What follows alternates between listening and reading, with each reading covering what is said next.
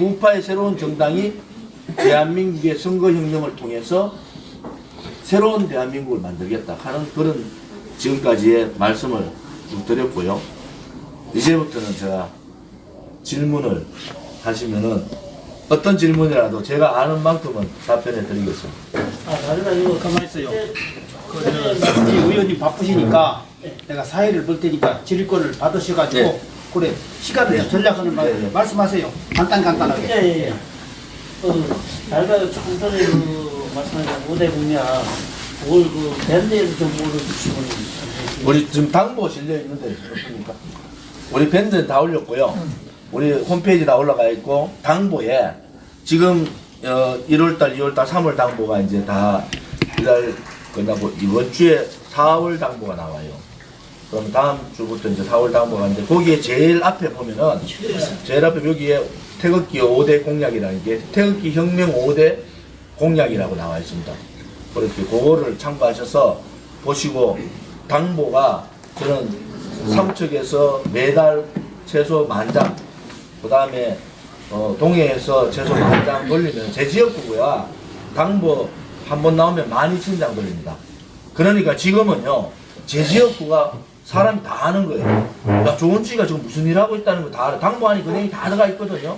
박근혜 대통령 얘기도 들어가 있고, 사회주의 헌법의 얘기도 들어가 있고, 우리가 묵호항 가서 어떤 처절한 투쟁을 했는지도 들어가 있고, 우리의 안보관이 뭔지, 우리의 경제관이 뭔지, 이렇게 다 들어가 있고, 지난주부터 현수막 정책 공약을 겁니다.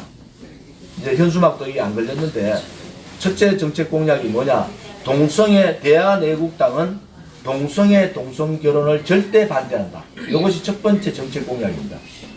첫 번째. 이게 난리가 났어요. 교회하고 지금 막. 아무도 성차별만 얘기하던데 딱 노골적으로 동성애 동성결혼 반대한다고 대한애국당은 반대한다고 현수막 한 번도 못 보셨을 겁니다. 우리가 처음으로 전국에 지금 걸었어요. 두 번째 공약은 나라 경제 망쳐 먹는 최저임금 인상 중단해라. 이것이 두 번째 공약입니다. 그래서 국민들 피부에 바로바로 와닿는 현수막도, 지금 현수막 그는 것도 국민들 앞으로 우리가 언론 방송이 안 실어주는 우리가 하자는 거 아닙니까? 그래서 그런 전략, 그 다음에 앞으로 대한 비전, 또 앞으로 우리가 뭐 어떻게 갈 것인가에 대한 그런 거를 여러분들이 논의해서 지금 이제 정책팀도 구성되고 이제 우리 정책연구원도 가동이 되기 때문에 좀 더 좋은 그런 비전이나 정책들이 발표가 될 거다. 이렇게 보고 이번 토요일 날은 강원에서도 우리 강훈아 위원장님 이번 토요일 날 워크숍에 강원에서 많이 오시죠? 예. 워크숍을 중앙 간부들 해가 한 500명이 합니다.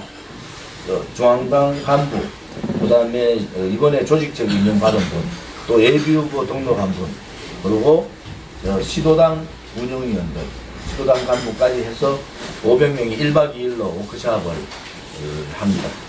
또 다른 질문 주시면. 예.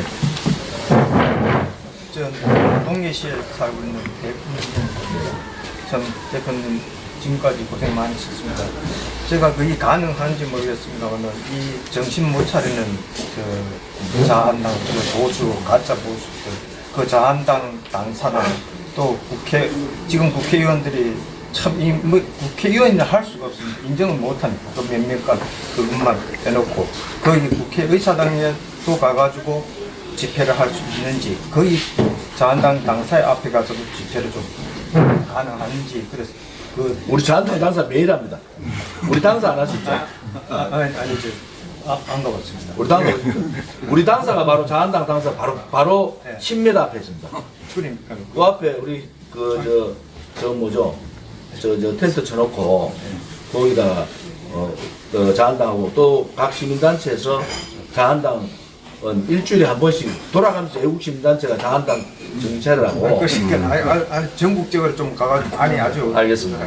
그런 게 있는지. 그렇게 하겠습니다. 그리고 국회의사당도 가가 좀 정신 못 차리는 국회의원들. 요즘은 알겠습니다. 요즘 국회의사당에 그전에는 태극기 들고 들어갔는데 있었는데 우리 외국 국민들이 워낙 강하잖아요. 국회의사당 들어가는데 태극기 들면 못 들어가게 하는 이 상황이 됐어요. 참 기가 막힌 상황이 됐습니다. 제가 한 가지 에피소드는 그냥 요즘 목욕탕, 국회의원들 가는 목욕탕이 있어요, 국회 안에. 제가 더 빨리 가보고 앉아있으면. 내가 탄핵했던 국회의원들 오잖아요. 후배들 많잖아, 다들. 너가 봐라. 너가 무슨 짓을 했는지 너 똑똑히 봐라. 너가 도대체 대한민국에 무슨 짓을 했는지 똑똑히 봐라. 박근혜 대통령만 죽이면은 너가 다 평생 국회의원하고, 너 다, 될 줄 알았지. 이 인간들아. 내가 그날 마지막 날 탄핵 수출할 때 정세균이가 발언도 못하게 하고, 토론도 아무도 못하게 하니까 내가 의총 마지막 날 내가 발표를 했어요. 너가 만약에 박근혜 대통령 탄핵 소추하면 좌파들한테 정권도 나라 망한다. 너가 탄핵 소추 주동한 놈들 책임 다 져라. 내가 그래 발언했어요. 지금 대통령 감옥 가신 지가 1년이 지났잖아요. 3월 31일에 1년째인데 지금 어떤 현상입니까? 고개를 숙이는 게 아니고 탄핵 주도했는 놈들은 정기 은퇴를 해야 되는 거예요. 나라를 이런 식으로 좌파들한테 주고 나라를 이런 식으로 망하게 하고 국민들을 이런 식으로 불안하게 하는데 국회의원 한 번 더 하면 무슨 의미가 있습니까? 국회의원 한 번 더 한다고 무슨 의미가 있어요? 우리가 잘못했다. 더 이상 김무성, 유승민 등등 우리가 잘못했다. 국민들한테 죄송합니다. 이런 주사파들이 이렇게 독한 놈인 줄 몰랐습니다. 우리가 판단하지 않았습니다. 전개 은퇴하겠습니다가 맞지 않습니까? 앉아서 말씀하시죠. 자, 다른 질문 좀 주시면. 있습니다. 예. 저 동해 사는 서점입니다. 하나 유튜브는 다른 유튜브에서 제가 봤는데 왜 대한애국당은 반중 집회를 왜 안 합니까? 그런 걸 발전했습니다. 그 생기에서 좀 반중 집회 때가 되면 할 겁니다. 그런데 우리 대한애국당은 친미 정당입니다.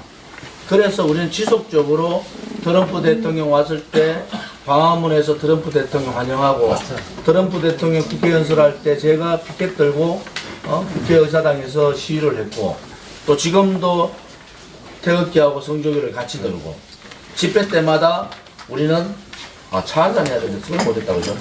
집회 때마다 우리는 한미동맹 강화하고 레짐 체인지를 한다. 중국은 지금 거의 잘하셨는데 미중 무역 전쟁은 중국은 무조건 집니다. 100점 100패입니다. 중국도 발등이 그렇더라고요. 근데 중국이 좀 얌삽해. 자기도 지금 난리가 나니까 북한을 설정 들 것 같다. 이제 더 이상 중국이 한국 정치 또는 한국의 안보 문제에 대해서 우리 대한민국의 생각하고 대한민국 지금 정부 아닙니다. 대한민국의 자유민주주의 생각하고 다르게 가면 우리는 반중 집회 언제라도 합니다. 저는 그렇게 말씀드릴게요. 또 제가 몇 가지 말씀드리겠습니다. 네.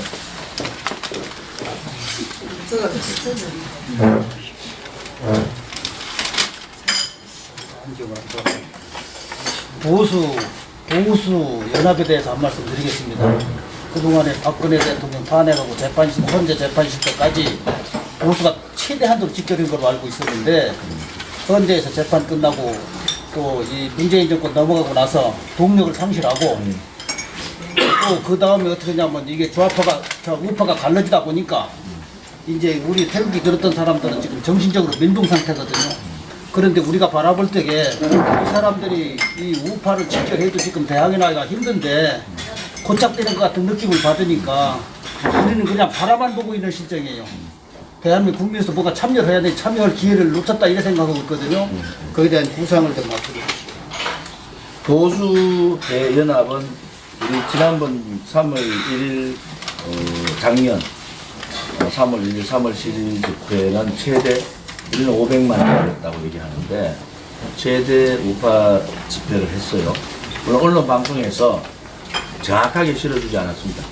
만약 그걸 정확하게 실어줬으면은 국민들 생각이 많이 달라졌을 텐데 언론 방송의 분파 방송 때문에 태극기하고 촛불 비교를 잘못했어요. 그 당시에 어떻게 됐냐? 지도자가 없었다. 이 태극기 500만에 이끌고 간 지도자의 지도력과 거기에 대한 비전 제시와 그 다음에 2단계의 준비에 대한 생각이 없었어요. 그래서 태극기 집회가 깨져버린 거예요. 그리고 태극기 집회가 다 끝났어요. 그런데 대한애국당을 창당했어요. 그리고 다시 태극기 집회가 10만을 넘었어요. 지금 태극기 10만 넘었는데 많은 국민들이 지켜보고 있어요. 정확한 말씀을 지켜보는 거예요. 야, 보수가 대연합을 통해서 공동 투쟁을 해야 되지 않느냐. 그런데 그 전제가 있습니다. 그 전제가 방금 제가 말씀드린 그 내용에 답이 다 드린 거예요. 자, 문재인 시정권을 어떻게 볼 거냐. 여기는 저는 쿠데타 권력 찬탈 세력이라고 보고 저쪽은 인정을 하고 있어요. 자, 그거 하나가 다르요. 두 번째는 저는 독재 정권이기 때문에 투쟁을 해야 된다. 그러면은 박근혜 대통령을 놓고는 이 투쟁 자체에 명분이 없다. 우리는 그렇게 생각하는 거예요. 언제라도 자한당이 이 탄핵이 잘못됐고 탄핵했는 세력들을 데려온 것도 잘못됐고 박근혜 대통령을 축달시킨 것도 잘못됐다. 자기들이 사죄를 하면 언제라도 우리는 힘을 합칠 수 있습니다. 그리고 박근혜 대통령을 구출하고 이 보수파가 다 뭉쳐서 문재인 깨자. 그거 반대할 사람은 어디 있습니까? 근데 달라요. 박근혜 대통령 내려놓고 이쪽만 하자. 명분이 없습니다. 명분이 약해요. 투쟁은 명분이 있어야 되고 그 명분이 국민들한테 분명하게 전달이 돼야 되는데 죄 없는 대통령이 감옥 가 있는데 그것도 본인들이 탄핵시켜버렸는데 그 사람들이 보수 대연합을 하자. 조원진이가 보수 대연합을 하는 게 아니고 안 하는 게 아니고 박근혜 대통령을 배신하고 당대에서 칼꾸전 놈들이 보수를 깨버렸지 않습니까? 그러면은 그 깬 놈들이 먼저 속보대전을 하고 국민들한테 사죄를 해야 되는 겁니다. 그렇지 않고 어정쩡하게 합친다? 이거는 연합이 아니고 야합입니다. 만약에 그래 되면은 지금 태극기 집회에 나오는 사람들처럼 안 나옵니다. 그래서 저는 그 보수 대연합은 이 명분이 돼야지 가능합니다. 그래서 언제라도 저는 지금 자한당이 홍준표 대표가 박근혜 대통령 출당이 자기가 정말 잘못한 거다. 박근혜 대통령에 대한 죄를 논했다. 지금 이런 거예요. 죄 없는 대통령을 24년 때렸다 얘기해요. 그러면 니는 지금까지 박근혜 대통령이 죄 있다고 얼마나 얘기 많이 했냐. 자, 예. 그런 상황이다. 그래서 보수 대연합이면 항상 연례가 있는 전제 조건이 있다. 전제 조건이 아까 말씀드린 그런 전제 조건이 있어야지만이 보수 대연합을 할 수 있는 거지. 어정쩡하게 그냥 가면은 기존에 있는 태극기조차도 다 죽습니다. 지난번 같이 대통령 선거 한 번 하고 태극기는 죽어버렸잖아. 그것이 뭐냐? 명분이 없고 말을 계속 뒤집었기 때문에 죽어버린 거예요. 이제는 그런 과오는 하지 않겠다. 그런 생각을 갖고 있습니다. 그래서 저는 보수 대연합에 찬성을 한다. 단지 하나 전제 조건에 합당해야 된다. 그런 생각입니다. 한 가지 더 말씀드리겠습니다.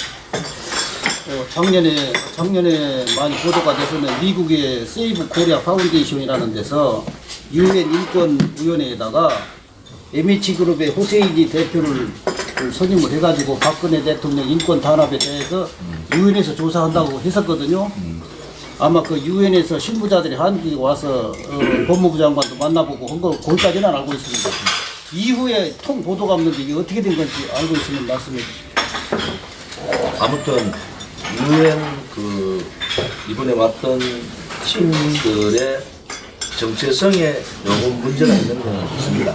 그분들이 소위 말하는 보수 쪽의 정치 지도자들의 인권을 얘기한 건 아니고 가다피라든지 뭐 이런 인권들을 소위 말하는 반미전선에 있었던 중동의 반미전선에 있었던 지도자들의 인권을 계속 제기했던 분들이에요. 그분들이. 그래서 대통령께서 안 만나셨잖아요. 대통령께서 안 만나면 사실 대통령께서 만나야 되느냐 말아야 되느냐를 가지고 고민을 많이 하신 것 같은데 안 만나신 이유는 그런 이유가 있었다. 그리고 그 실체에 대해서 여러 가지 의견이 분분합니다. 지금. 그 실체에 대해서 이 사람들이 자기들이 어떤 그걸 위해서 하는 건지 그렇다면 어떻게 하는 건지 우리는 또 다른 방법을 하고 있죠. 이번에 어떤 목사님이 대한애국당이 지금 가지고 있는 여러 가지 상황 또 미국에 대한 상황 우리가 미국을 지지하고 미국을 고마워하고 이 소위 말하는 반 김정은 반 문재인 그런 투쟁을 하고 있다는 그 상황을 가지고 트럼프 대통령과 가장 가까운 목사님을 통해서 우리 한국의 지금 이 상황들을 알리로 할리로 목사님 들어가세요. 우리 쪽에 있는 분이. 그 다음에 임지영 대변인 얼마 전에 갔다 와서 미국 쪽에 있는 몇 사람들 만났고, 또 미국에 저희들을 지지하는 세력들이 되게 많습니다. 대한민국, 왜 그러냐? 유튜브 방송을 다 봐요. 미주에서는. 미국, 캐나다, 호주, 홍콩, 유럽, 유튜브 방송을 다 보니까 국내에 있는 분들보다 더 많이 알아요. 거기는 이분들은 미국의 뉴스도 접하지만은 이 전쟁이 곧 날 것 같은데 한국에는 아무런 반응이 없다. 왜? 얘기를 안 하거든. 그러면은 김정은이 정인용이라는 사람이 특사로 가가지고 대한민국 국민을 다 속여버렸어요. 뭐냐? 우리는 대한민국 국민들은 지금 이제 핵 폐기가 곧 되는 줄 알아. 거짓말입니다. 그게 어디서 다 밝혀졌나? 김정은이 북경 가가지고 시진핑한테 말했다. 현대 육은 단계적 핵 폐기론을 들고 나왔어요. 단계적 핵 폐기는요, 노태우 대통령 1991년, 92년 핵 한반도 비핵화 공동선언문을 발표합니다. 92년에. 그때부터. 그 다음에 1994년 김영삼 정권 때 제네바 선언을 발표해요. 그때는 핵 동결 문제를 얘기해요. 그 다음에 2000년에 김대중이 평양 가서 9.19 선언을 발표합니다. 그때 뭐라고 합니까? 북한은 절대로 핵을 가질 수 없다. 내가 책임질 테니까 걱정 안 해도 된다. 북한이 핵을 가지면 내가 다 책임진다고 했던 게 김대중 대통령이에요. 그래서 돌아가셨어요. 그 다음에 2007년에 노무현이 임기 얼마 남겨놓고 10월 14 공동선언을 발표합니다. 그 모든 것이 한반도의 비핵화지 핵 폐기가 아닙니다. 그러면은 25년 전에 92년도, 26년 전에 92년도 했던 노무현 때부터, 노태우 때부터 지금까지 선대 한반도 비핵화를 들고 나온 것은 똑같은 얘기입니다. 그것은 또 다른 햇볕 정책의 망령인 거예요. 그런데 이 주사파 정권은 그것을 핵폐기로 바꿔버렸어요. 핵폐기로 바꿔가 미국한테도 그런 얘기를 해버렸다고. 그런데 김정은이가 시진핑 만나가지고 선언을 해버려요. 발표를 하는 게 우리는 선대윤, 단계적 핵폐기를 해야 된다. 단계적이면 동시적인 핵폐기를 해야 된다. 이거예요. 두 번째가 4자 회담을 꺼내요. 우리가 6자 회담 한다 안 한다 가지고 6자 회담 가지고 20년을 북한 핵을 완성시키는 시간을 줬습니다. 북한은 하나도 변한 게 없는데 이 주사파 정권들만 호들갑을 떨고 국민들한테 완전히 지방선거 다 묻어버리고 대한민국의 핵이 지금이라도 폐기되는 줄 알아. 절대 그래 안 됩니다. 절대 그래 될 수. 그런데 오히려 북폭 가능성 더 높아졌다. 왜? 더 이상 북한에 대해서 기대하지 않고 중국에 대해서 기대하지 않고 중국도 이제 미중 무역 전쟁을 벗어나기 위해서는 미국한테 적당한 굴종 타협을 해야 돼요. 오히려 그럼으로 해서 북폭의 가능성이 더 높아졌다. 저는 그래 보고 있는 겁니다. 그래서 그런 말씀을 드리면은 거기에 답이 될지 모릅니다. 그리고 또 한 가지 제일 걱정은 우리는 6.25 사변을 겪었잖아요. 네. 공산주의가 얼마나 무서운 걸 압니다. 지금 뭐 북핵 문제 때문에 지금 한국하고 미국에서 보는 시각이 다른 것 같아요. 북핵을 해결하는 문제가. 한국하고 다른 게 아니고 네. 주사파 정권하고 미국이 다르죠. 그렇게 지금 문재인이가 방송에서 얘기하는 거고 유튜브에서 우리가 보는 거 완전히 다르거든요. 네. 거기에 대해서 또 의원님은 어떻게 생각하시는지 또 뭐 물론 결정적인 얘기는 할 수가 없겠지만 아니 저는 뭐 방금 말씀드린 대로 북폭의 가능성이 더 높아졌다. 그 시기는 6, 7월 정도 갈 거다. 가능성이. 그렇지 않으면 이건 장기화로 갑니다. 첫째 하나는 북한은 절대 핵폐기 안 합니다. 이거는 진실에 절대 핵폐기 안 합니다. 핵폐기를 하면은 형식적인 핵폐기랍니다. 왜? 북한 핵을 만들 수 있는 과학자들이 다 살아있어요. 핵폐기 제스를 취하면 2년 내에 핵을 다시 만들 수 있습니다. 그러면은 두 가지 형태. 리비아 같은 형태하고 소위 남아프리카 형태가 있다고 해요. 남아프리카는 핵을 6개를 만들었어요. 만들었는데 핵폐기를 했어요. 남아프리카는 지금 아예 핵을 아예 만들 생각도 안 합니다. 그런데 리비아는 소위 말하는 핵 개발 단계에서 쳐버렸지 않습니까? 여기에 선핵 폐기 후 보상 요 제도예요. 그리고 미국이 어떤 쪽을 선택할 건가는 미국이 생각할 건데 분명한 것은 트럼프 정권은 핵이 완성되면은 북한은 못 건드린다. 저는 그래 봐요. 그래 보기 때문에 그 전에 아무튼 칠 수밖에 없다. 그 치는 방법은 아까 세 가지 방법 중에 어떤 선택을 하든지 간에 그래 갈 수밖에 없다. 왜? 한반도의 부분을 놓고는 이 동북아 전체의 안정 문제를 굉장히 거론하기 힘들다. 또 중국은 딜레마가 러시아를 제외해놓은 중국을 둘러싸고 있는 모든 나라가 친미국가입니다. 친미국가. 유일하게 북한만 친중국가예요. 그래서 중국의 딜레마가 되게 많은 거야. 그런데 결국은 중국은 미국한테 손을 들 수밖에 없다. 왜? 중국은 완전한 선진국이 아닙니다. 빈부격차가 엄청나게 세고 지역 갈등이 지역 격차가 세고 유일하게 이 중국의 공산당 7,500만을 중심으로 공산당이 중국 사람들 끌고 가는 방법은 2천만, 3천만, 뭐 2,500만 되는 대학생들 취업을 시켜줘야 되고 3억 명에서 4억 명 되는 농촌에서 도시로 왔는 사람들이 일을 끌어내서 먹고 살 수 있는 거리를 만들어주는 거예요. 그런데 미국하고 무역전쟁을 하면은 1%, 1.5% 떨어져요. 중국이 살아남을 수 있는, 지금 중국의 시진핑 사회주의 체제가 살아남을 수 있는 거는 마지노선이 성장 6%입니다. 이거 떨어지면 중국 내에 반란이 나요. 그래서 중국은 백전백패입니다. 무역전쟁에서 백전백패다. 그것을 중국은 시진핑이 김정은을 불러서 북한 핵카드를 가지고 이용하는 겁니다. 그래서 제가 말씀드렸죠. 중국이 만약에 한반도에 핵 문제를 고착화 한다든지 대한민국 국민의 안전을 위협하는 상황이 되면 저는 무조건 타도 중국을 갑니다. 왜? 그래 가야 되잖아. 그래서 여러분들이 지금 그런 상황들은 우리가 좀 염두에 두고 또 한번 이 지금 3개월, 4개월 정도가 이 한반도 대한민국에서 가장 위급한 상황이다. 그런데 언론 방송이 안 내주니까 우리가 유튜브를 통해서 외국 언론 방송을 통해서 많이 좀 깨쳤으면 좋겠다 이 말씀을 좀 드리겠습니다. 예, 그 3세기 때 상조라고 그래서 작년에 늘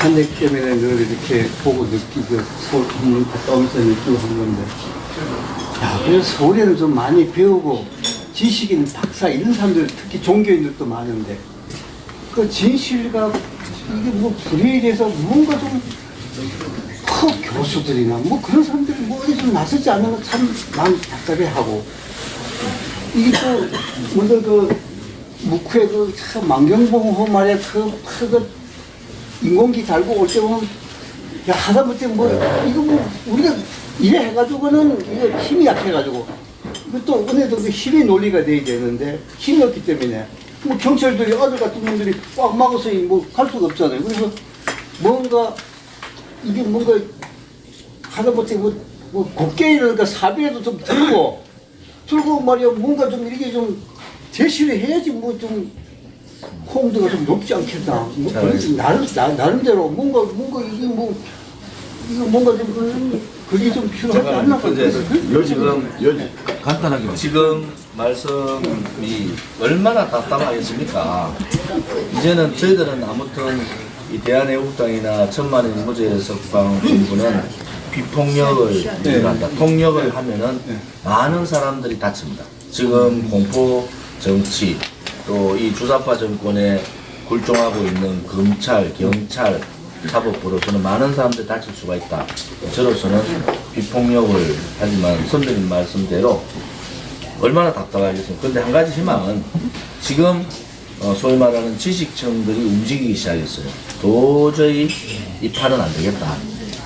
그래서 거기에 우리도 한번 좀 기도를 한번 해보고 기다려봤으면 좋겠죠. 네. 지금까지 말씀하신 어머님 말씀에 공감하면서 그리고 또 어머님 이때까지 활동하신 것에 대해 존경을 진짜 존경심을 표합니다. 그런데 저희들이 또 저 같은 그 경우에 염려가 될 때는요. 우리는 어떻게 하든지 빨리 더불어민주당을 몰아내고 박근혜 대통령을 빨리 구출하고 뭔가 이렇게 화끈하게 제대로 돌아가기를 원하는데 현재에 돌아가는 모든 실정을 보면 때로는 염려가 되는 게 저는 솔직히 말씀드려가지고 그 대한애국당에 활동하시는 분들 참 존경은 하는데 어떤 데는 왜 그래, 어떤 마음이 드느냐 하면은 차라리 자한당은 힘이 있잖아요. 아직까지 대한애국당은 지금은 이제 시작이고 풀뿌리 불가니까요. 그러니까 힘 있는 당을 밀어줘가지고 빨리 더불어민주당을 퇴진시키고 그렇게 했으면 좋겠다는 이런 마음이 들다 보니까 단일화가 되든지 단일화가 안 되면 때로는 또 원망스러운 옛날에 이해창 씨하고 이인재 씨 대통령 출마할 때 이인재 씨가 차라리 출마를 안 했으면 이해창 씨가 됐으면 또 나라가 달라졌을 줄 모르는데 단일화 그때 말씀하시니까 안 되니까 김대중 제가 대통령이 말씀드릴게요. 됐잖아요. 되다 보니까 그런 의구심이 자꾸 들어가니까 제가 때로는 그게 염려가 되는 시간이 거예요. 없는데 제가 시간이 말씀드린 예. 지금까지 말씀드렸잖아요. 예. 그 말씀은 정치는 명분이 있어야 된다. 예. 또 정치는 분명한 뜻이어야 된다. 왜 단일화가 대한애국당이 들어가는 단일화가 돼야 됩니까? 우리는 명분을 가지고 있고 자한당은 전체 지역에 200몇 군데 총동원령을 내려도 우리 지금 집회의 3분의 1도 아닙니다.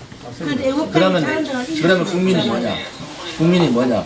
벌써 애국 국민들의 마음은 지금은 국회의원이 100명이 이 문제하고 달라요. 어떤 상황에서 명분을 가지고 저항을 할 수 있느냐. 그러면 지금 자한당이 이 사회주의 독재 정권하고 제대로 투쟁을 하고 있냐.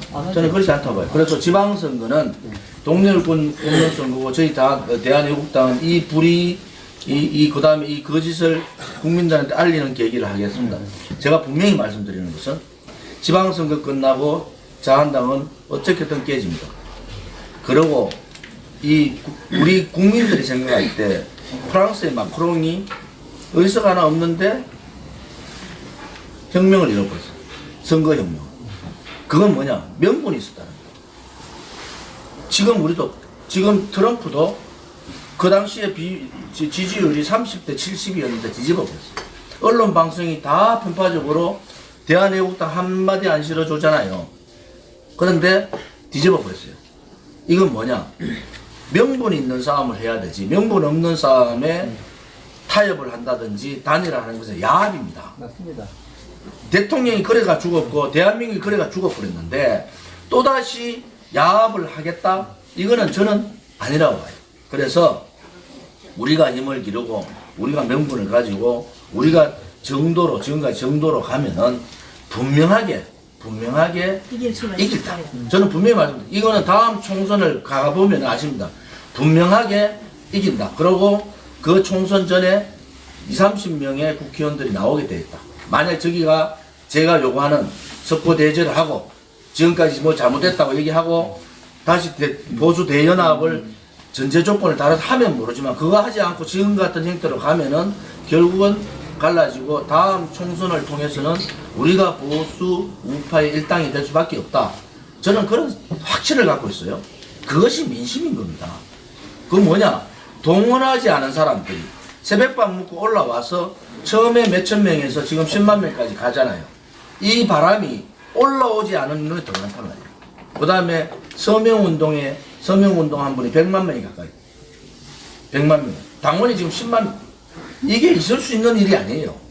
그런데 언론 방송에서만 실어주지 않을 뿐이지. 그래서 우리가 국민들한테 다가가면은 이것은 정말 우파의 태극기 혁명 이루고 선거혁명을 이루어가지고 정말 우파다운 우파, 정말 보수 우파를 국민들 대변할 수 있는 그런 혁명을 저는 확신을 갖고 있는 사람이고 그것이 불과 6개월밖에 안 되는 대한애국당에 대한 대한애국당 국회의원 한 사람입니다. 저 사람들이 116명 가진 국회의원들이 잘하면은 걱정할 필요도 없는 당이에요, 사실은.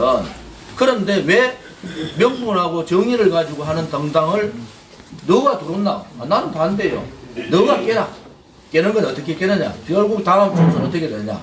탄핵 찬성 세력하고 탄핵 반대 세력으로 갈라집니다. 다음 총선 제가 예측합니다. 탄핵 찬성과 반대로 완전히 갈라집니다. 이거에 대한 총선이 바로 국민들의 심판이다.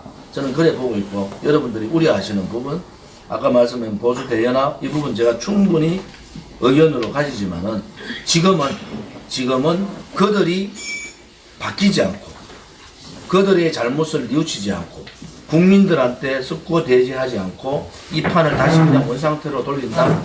그러면은 대한민국의 진실과 정의는 없어지고 박근혜 대통령은 영원히 감옥입니다.